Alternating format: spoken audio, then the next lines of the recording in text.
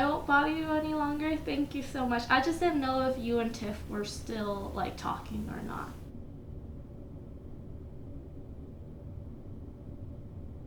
Yeah. Later tonight, I'm definitely available to work on it if you want to.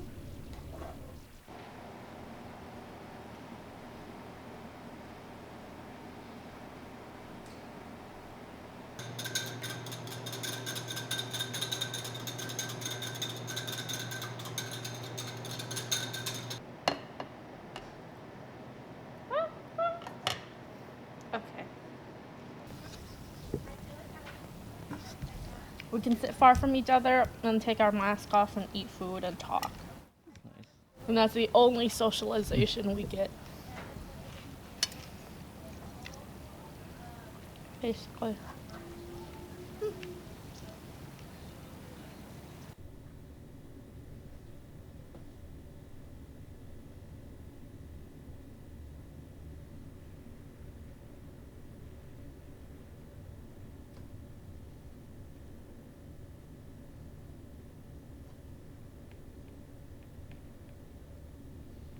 Before you got up whenever your earliest class or if you just wanted to get up early, you got up, you had to go to class, you have to commute to class, whether it's taking the bus or if you had a car, and then you would go through your class, and most of the day you would spend at school, and then you would come home, feed yourself, do work, and then go to sleep. Nowadays, it's getting up, you go to the kitchen, get food, and then you sit here class after class. You socialize at the desk, you study at the desk, you do everything basically at the desk, and then that's it. That's the end.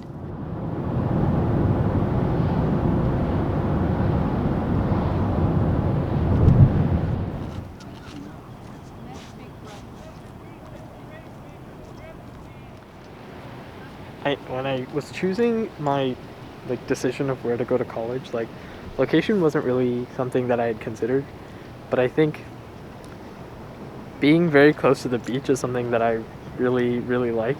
I'm somebody who really loves the summer. I really love the beach. So anytime we drive down to Newport, just like to grab donuts or like spend a day on the beach, it's just like it's my happy place. Being there with my friends is just really nice. I have this one memory of driving down to Newport at like 4 in the morning with my friends, just because we wanted to catch the sunrise, and we just like drove down here at 4. We just sat on the beach until the sun came up at like 6:30. It was just really nice. It's just really peaceful. It's a nice place to just sit and like to just be. Yeah.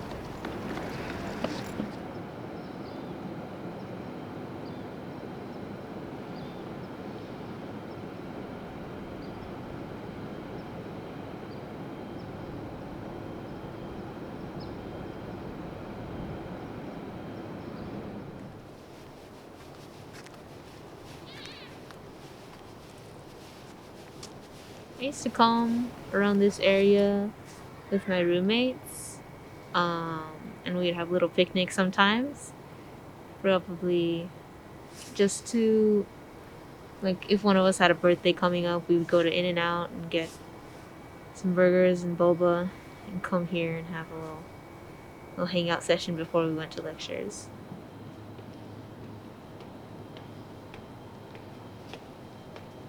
I was living in a quad, so 3 other girls, and we became really close. My roommates and I decided all to just cancel the contract for the next quarter, and we all went home. I went home to Japan because that's where my family's at right now. I went home. Yeah. I think it was a week. No. So like week after my finals were done, it was a Wednesday. I went home. So my dad came down, and we drove back up, and then I thought I was gonna come back down to spend spring quarter alone at at Norte, but then everyone was like, all my other roommates were gonna cancel, and I was like, I probably shouldn't be alone. My dad and I drove back down a week later just to like move out, and yeah, that was the whole thing. And then I was home from March to August.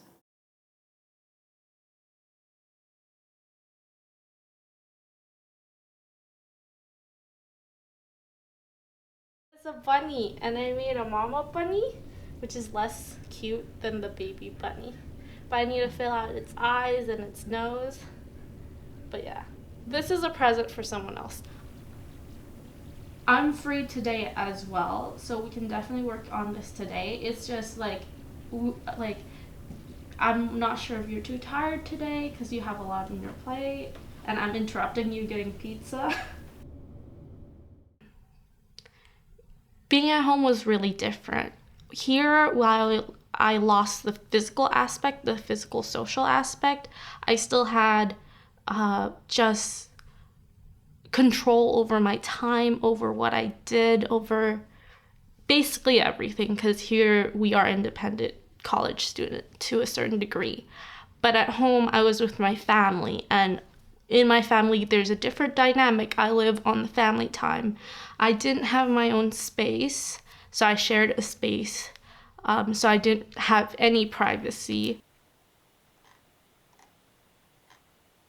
I didn't have any control over my time. So because of the lack of privacy, because of the lack of time, while I could communicate through text, I'm usually not a great communicator over text, so over video, over voice is usually what I go for. And because of the lack of control over my time and my privacy, I kind of lost that aspect of my social life as well. The dance team. It's called LVO within VSA. And a lot of my time was spent there. Like I'd go to practices at night and then we'd have some performances and it was getting really good. Like things were just getting better and better, and then it ended. If I wasn't in class, I'd be at practice. We had practice 3 times a week. I would hang out with people from the team, and like basically everyone I knew was from the team because it's pretty big. Well, it's pretty cool of them because they are continuing doing practices, but just over Zoom. And that is really weird because usually we'd get together like 40, 50 of us would just gather around the steps near the science library, you know? And it's really different because, yeah, that energy and that like camaraderie and the good vibes that you'd have in this normal like dance environment is really not there. And it's not the team's fault, it's just the situation. It's hard to replicate. Our Friendsgiving that we had last year, we all went grocery shopping together, and then we all like spent 3 hours cooking this super elaborate meal, like mac and cheese from scratch. We had mashed potatoes, we had like cookies, we had like baked vegetables. Like it was super fun time, and just like I think I've come to realize that it's sometimes even the small, like you don't have to go out to have fun. Like even the small times, just sitting and watching a movie with my friends. I think COVID has really put that into perspective. Like there was a night that we just sat here and I'm pretty sure we had like finals the next week, but we literally just sat here and watched a movie on this TV. Like that was really fun. Like, and I think it's those things that I used to take for granted that now I look back on and I was like, those are the things I will miss. And those are the things that I miss right now. And I think that when I graduate from college, I'm not going to have those experiences anymore. And so those are the things that I look back on really fondly. What was really lost for a lot of people, I mean, people who followed the rules and regulations, was just the loss of everyone's social circles, and for sure my own as well. You were just isolated in your room. And for me, I had a roommate for a while, and then I was separated from my roommate as well. And I lost the opportunity to make memories with my friends. I lost the opportunities to make memories with my friends spring quarter, like the rest of that school year. As much as school is about education, as much as school is about the academics, it's also about the people you go through school with, the memories you made along the way with those people. And it feels like that has just been taken away.